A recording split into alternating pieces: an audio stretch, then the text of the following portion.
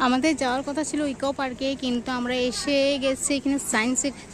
Science সিটিটা বেশি গেলে ভালো হয় নাকি, মেয়েকে নিয়ে যাওয়ার ইচ্ছা ছিল। আর প্লাস ইকো পার্কে এই জন্য তাই না, এখানে একটু রোদ দিয়েছে, তো তো বেলাতে রোদে ঘুরতে একেবারে ভালো লাগবে না। এই যে মেয়ে, চলো ওইদিকে হাঁটো।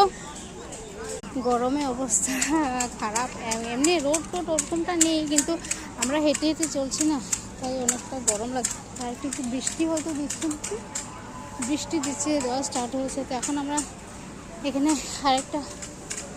আরেকটা বিল্ডিংয়ের ভিতরে ঢুকবো, যেগুলো সায়েন্সের জিনিস আছে এগুলোর ভিতরে ঢুকবো। একটা অলরেডি ঢুকে গেছি, এখন এটা ঢুকবো। থেকে ফুর্তি ও করছে, ওর ফুর্তি শেষ নেই, এতটা ফুর্তি করছে। এখন জায়গায় জায়গায় অনেক কিছু লাগানো আছে, এগুলো প্রচণ্ড দাম। বিশেষ করে আমরা সামান্য একটা ছোট্ট মোটো, আমার এই 4 আঙ্গুল সমান একটা গ্লাসে ঠান্ডা খেয়েছি, ওরা ওটার মধ্যে একটু বরফ দিয়ে দিয়েছে, 50 রুপিস নিয়ে নিয়েছে। প্রচণ্ড দাম। জিগালো বোতল জিগালো বোতল।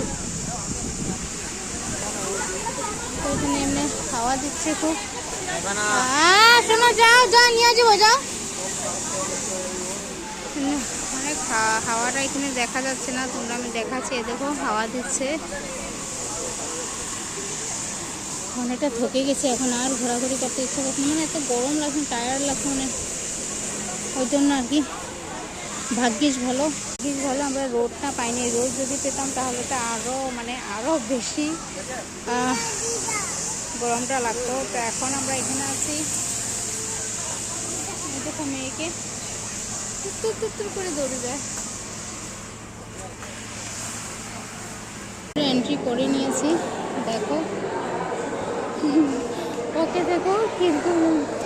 আর ওর দিকে একটা দেখতে পাচ্ছ গাড়ি, একটা এরকম ধুলুক করে ঝুলছে। এটা কোনো 3D টাইপের কিছু হবে, যেখানে কোনো কিছু লাগায়, হয়তো চোখে চশমা লাগিয়ে হয়তো তোমাকে গাড়ি মতন চলাতে দেয় আর কি। পিকচার দেখাচ্ছে আমার ওর, মানে বাবা যায় না, এদিকে ভিতরে এসি থাকে, অনেকটা আরাম লাগে। এখান থেকে যখন বের হই প্রচণ্ড গরম লাগে, প্রচণ্ড গরম। এখানে মানে বলা ধারণার বাইরে এতটা গরম লাগে তখন এসির থেকে বের হই। চলো এদিকে